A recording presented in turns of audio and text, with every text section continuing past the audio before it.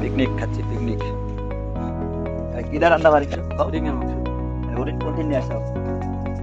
Japan থেকে। তো দেখা যাক কি কি আইটেম হয়, ওটা আমি দেখাবো পরে। অলরেডি আমাদের রান্নাবাড়ি শেষের মধ্যে। যে সুন্দর রান্না, ও মানে কি বলবো, এখানে থাকাই যাচ্ছে না, মানে সেই সেন্ট বাড়াইছে, মানে এত সুন্দর রান্নাবাড়ি। তো আমরা বলছিলাম যে হরিণের মাংস, আসলে হরিণের মাংস কিন্তু দাম অনেক। এটা হচ্ছিল দেশি মুরগি। আমাদের আইটেম মাংস, মুসুরির ডাউল, আর আমাদের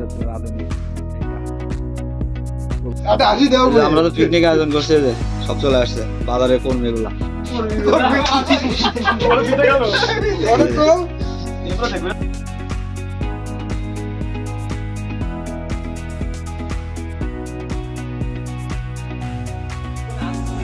সবার জন্য প্রস্তুতি করে রাখছি, সবাই আসবে।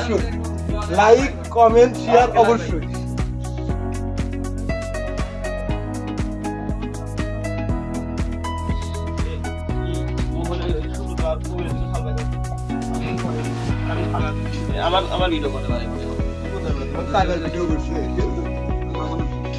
রান্নাবাড়ি কেমন আছে?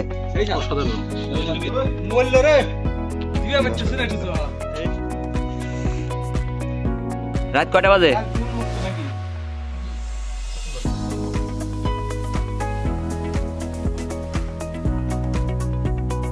আপনারে